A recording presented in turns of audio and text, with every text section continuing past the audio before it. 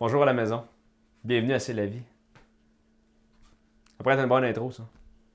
Alright, gang, aujourd'hui, à s'élever, on aborde un sujet pétillant. On parle de fermentation. Bref, si vous consommez un des éléments qui est sur ma liste, soit la bière, le pain, le fromage, le yogourt, le chocolat, la crème sûre, les saucissons, le vinaigre, la sauce soya, le café, le vin, le cidre à la sauce piquante, le ketchup, le saké, les cornichons, pour ne nommer que ceux-là, eh bien, vous consommez des aliments fermentés. Voici un petit résumé de l'historique de la fermentation à travers le temps. La fermentation est tout d'abord un phénomène de la nature et non pas une création de l'homme. Aujourd'hui, on connaît principalement la fermentation grâce à ses atouts gustatifs et de conservation. La fermentation fut largement utilisée principalement pour satisfaire la soif de l'homme. Lors de sa découverte, la fermentation était tout d'abord interprétée comme étant un miracle.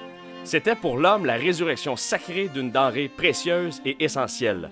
Pour ce phénomène miraculeux, les Grecs priaient Bacchus, les Égyptiens priaient Osiris et les Mayas priaient Akan. Pendant des milliers d'années, on utilisait la fermentation un peu à l'aveugle jusqu'à ce que Louis Pasteur démontre dans les années 1850 que la fermentation était causée par des organismes vivants. Je pense pas qu'il y a personne qui réalise à quel point qu'en ouvrant la porte du frigo, on consomme des aliments fermentés parce que le tiers de ce qu'on consomme est fermenté. Puis ça, on ne le sait pas d'habitude, là, on apprend des affaires. Dans le procédé de fermentation, deux acteurs, les levures et les bactéries. Les bactéries. Quand on entend le mot bactérie, surtout quand ça concerne le contenu de notre assiette, on se dit « il doit pas être propre ». Eh bien, vous avez tort, ma gang de malfrats, hein? Ils sont bonnes, les bactéries, des fois, parce qu'il y a des mauvaises et des bonnes bactéries. Voici quelques exemples pour vous montrer la différence. Les bactéries telles que les Escherichia coli, mieux connues sous le nom de E. coli, peuvent entraîner des maladies graves qui, selon le gouvernement du Canada, peuvent nécessiter des soins hospitaliers et peuvent même entraîner la mort. OK? On niaise pas avec ça. On peut mourir de ça. C'est dangereux. Mais la majorité des gens se rétablissent d'eux-mêmes. De là l'importance d'avoir un bon système immunitaire, pour se défendre contre ces bactéries-là. Ensuite, les Listeria monocytogenes donnent la listériose et la salmonelle donne la salmonellose. Et là, c'est vraiment juste pour comprendre un petit peu. Je pense que c'est des bactéries que tout le monde connaît un petit peu. Maintenant, parlons des bonnes bactéries, parce qu'il y en a pas mal. Les bactéries telles que le Streptococcus thermophilus et le Lactobacillus bulgaricus font le yogourt. Les bactéries telles que le Lactobacillus lactis, Lactobacillus cremoris, Lactobacillus diaciletis et l'autre mot ici, font le kéfir. Ceux qui ne sont pas des fans de kéfir, je vous invite fortement à l'essayer. C'est excellent et c'est excellent pour la santé. Je vais juste dire comme ça. Excellent pour la santé. Merci beaucoup. Merci. Les bactéries nous sont tellement essentielles au corps humain que 9 cellules sur 10 sont des bactéries. 9 cellules sur 10. On en retrouve la grande majorité dans notre système digestif et ça pour plusieurs raisons. Les bactéries peuvent nous aider à assimiler, à digérer, mais aussi à contrôler notre niveau de stress, notre humeur, parce que tout ce qui se passe dans notre intestin peut être modifié par les bactéries. Donc, plus brièvement maintenant, mais tout aussi importante, les levures, un organisme unicellulaire, donc constitué d'une seule cellule, c'est un champignon microscopique qui convertit les sucres en alcool et en dioxyde de carbone. OK?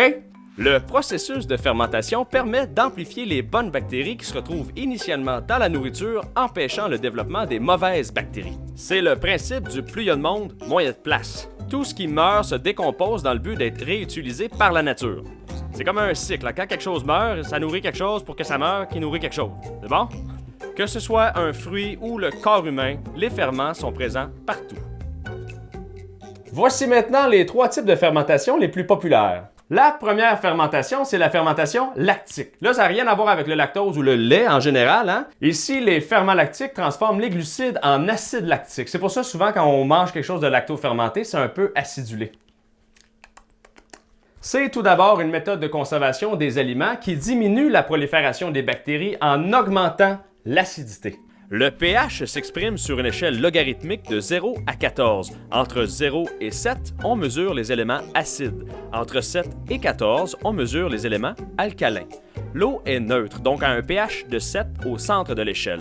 Lorsque les bactéries augmentent l'acidité, la prolifération des bactéries devient impossible au-delà d'un pH de 3. La deuxième fermentation, c'est probablement celle qu'on apprécie le plus, la fermentation alcoolique. c'est le résultat du travail des levures. Comme on l'a dit tantôt, les levures transforment le sucre en alcool et en dioxyde de carbone, les bulles. Tu sais, des fois, on parle de même au bar avec son chum. Hey le gros, c'est quoi qui fait des bulles à ma vieille? Les levures! C'est quoi qui fait l'alcool? Les levures! Ah, c'est hot en tabarnouche. Bon, next. Le troisième type de fermentation, c'est la fermentation acétique. Les bactéries acétiques prennent la résultante de la fermentation précédente, soit alcoolique, pour le transformer en acide acétique pour donner un produit comme le vinaigre, qui est un vin aigre. Comme le vinaigre de Xérès, le vinaigre de cidre de pomme, le vinaigre de vin blanc ou de vin rouge, le vinaigre balsamique, le vinaigre de riz, etc., etc. Maintenant, voici pourquoi vous devriez consommer des aliments fermentés sur une base régulière. La fermentation augmente naturellement les vitamines C, B6, B12 contenues dans les aliments en créant un phénomène de biosynthèse des vitamines, des acides aminés et des protéines. Elle rend aussi les macronutriments, protides, glucides, lipides ainsi que les minéraux plus facilement assimilables en simplifiant leur chaîne moléculaire. Par exemple, la choucroute est 2 fois plus riche en vitamine C que le chou non fermenté. En fermentant, la choucroute contient beaucoup moins de soufre et les fibres sont également ramollies. Ensuite, le pain au levain. La fermentation va rendre certains minéraux tels que le fer et le magnésium davantage assimilables par l'organisme. Et pour tout ce qui est produits laitiers, la concentration en lactose va chuter voire même disparaître sous l'effet de la fermentation. Donc, le tiers de ce qu'on consomme est fermenté, les bonnes bactéries aident notre système immunitaire à se défendre en tuant les mauvaises, la fermentation est possible grâce aux bactéries et aux levures. 3 types de fermentation, lactique, alcoolique, acétique, et les aliments fermentés nous aident à assimiler notre bouffe parce qu'on n'est pas ce qu'on mange, on est ce qu'on assimile. Alright, merci tout le monde, c'est ce qui fait un recap de la capsule sur la fermentation. N'hésitez pas à laisser des likes et partager. Si vous avez compris des affaires ou pas, laissez-le en commentaire, laissez-nous le savoir, on aime toujours ça, entendre parler de vous. Et nous, on se retrouve dans un prochain vidéo de CLV. Merci tout le monde, bonne journée, bonne semaine. Bonne journée! Merci, ciao.